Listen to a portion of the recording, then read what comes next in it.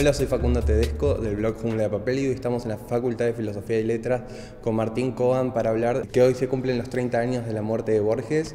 ¿Cuánto influyó Borges en tu carrera de profesor? Muchísimo, muchísimo. Borges tenía, entre tantísimas virtudes, la de una tremenda capacidad para pensar la literatura entera. Hay escritores que incluso pueden ser escritores muy extraordinarios y siendo muy extraordinarios, son extraordinarios porque hacen libros extraordinarios o cuentos extraordinarios o incluso una obra extraordinaria. Borges tenía eso, pero tenía algo más, que es la manera en que pensó la literatura entera. Tenía en la cabeza y en la escritura toda una idea de qué era la literatura, qué era la escritura, qué es la narración, qué es la lectura, qué es la interpretación, todo lo que uno puede pensar ya no de un libro, sino de la literatura, aparece en Borges. Entonces, cuando lees a Borges, si te gusta la literatura y si te dedicas a la literatura, no hay manera de que no te marque. Es como fundamental, digamos, en la historia de la literatura argentina.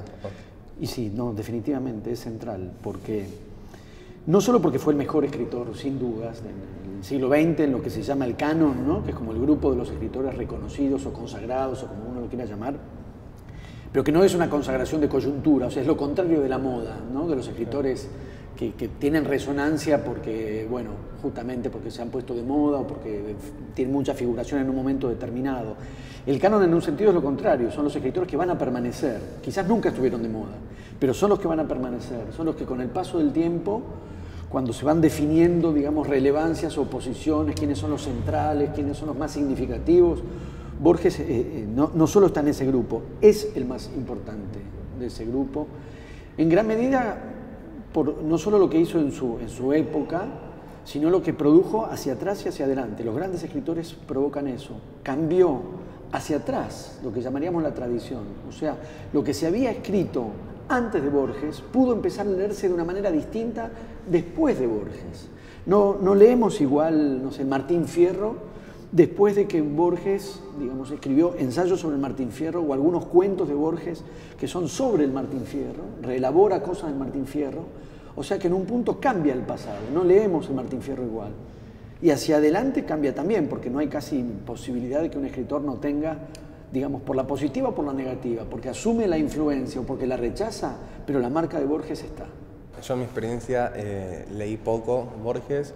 En el secundario leí, pero por obligación, y todo lo que lees por obligación es como que es muy difícil que te atraiga, digamos. ¿Qué consejo nos darías vos a los jóvenes de esta generación para agarrarle ese gusto a Borges?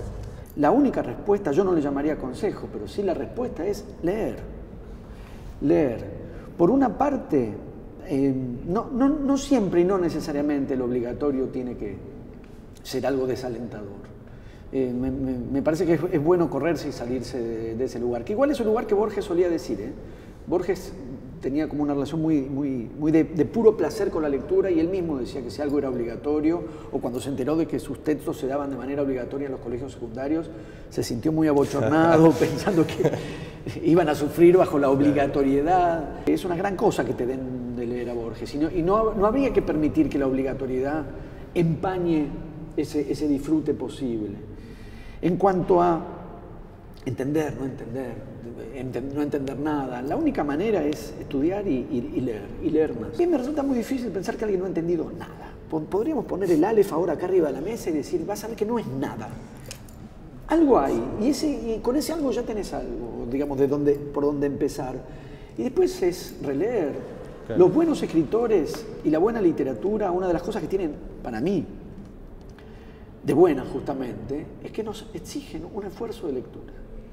Yo por lo menos creo, no sé vos, pero para mí es al revés. Para mí una lectura demasiado sencilla, muy accesible, que se entiende de un tiro, que se entiende de una vez, que se lee de un tirón, que no te exige parar, pensar, volver atrás, volver a leer. Para mí esa es la literatura menos interesante. La más interesante es la que te obliga a esforzarte en el sentido de que es exigente, de que es una literatura exigente. La de Borges es una literatura exigente, pero eso hay que tomarlo como un desafío, no como un desaliento. Si Borges siguiera acá, ¿qué pensarías de el fenómeno de los bloggers, de los booktubers, de las redes sociales? ¿Pensarías que, no sé, que tendría cuenta de Instagram, de Twitter? ¿Sería raro como ver a a Borges subir una foto a Instagram y utilizar como los hashtags. Bueno, Instagram no, porque era ciego, así que yo no creo que pudiese hacer mucho al respecto, pero es difícil conjeturar, pero no solo sobre Borges, de cualquier persona que vos traspolás de una época a la otra, y es difícil pensar, alguien que nació como Borges en 1899, vos decís, bueno, si hubiese vivido 130 años, cualquiera quedaría desfasado 130 años después. Sobre todo ahora que la época además cambió muchísimo. En 20 años las tecnologías y las posibilidades tecnológicas cambiaron muchísimo.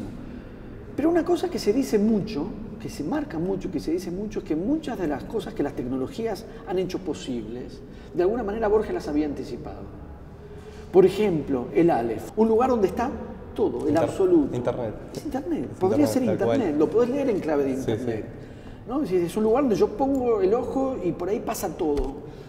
Todo lo que pasó y lo que va a pasar en Borges, ¿no? Borges es más fabuloso siempre que la realidad.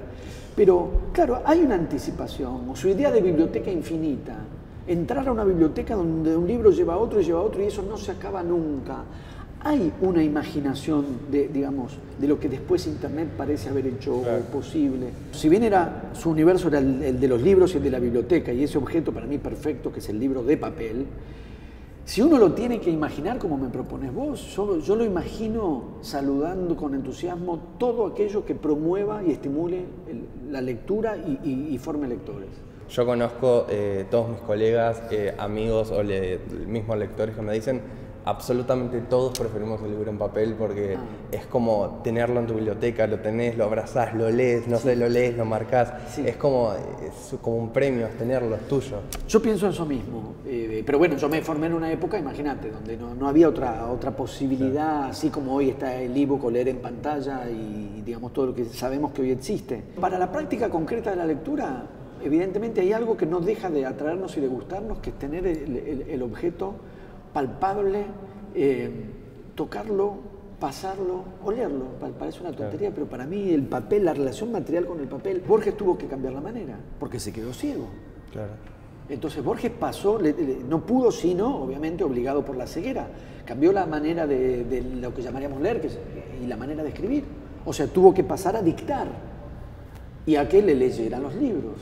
Entonces se vio obligado a renunciar raramente, alguien tan de los libros, a la lectura con el objeto en la mano y tocar y mirar y subrayar. Se vio obligado a renunciar a eso y a cambiar. Lo mismo que dictar, para uno es como inimaginable. Corregir un texto que vos escribiste pero que no estás viendo. Él lo dictaba y la corrección era, bueno, a quien le dictaba después le leía el texto y él escuchando sugería cambios. Pero esto que se nos vuelve tan indispensable, ver, tocar, marcar, subrayar, Borges lo perdió cuando perdió la vista. Bueno, muchas gracias por tu tiempo, por responder estas preguntas. Y bueno, ahora me queda seguir intentando con más cuentos de Borges, a ver si agarramos, a ver si entiendo bien todos. Mira, yo te agradezco la conversación y en un punto como viste, habías leído más de lo que suponías y entendido más de lo que suponías y en realidad no hay otra cosa que lo que decís, seguir leyendo y leer siempre más y esa es la manera de formarse y de aprender. Y ahora, bueno, para ir cerrando, ¿nos podemos sacar una selfie? Sí, claro.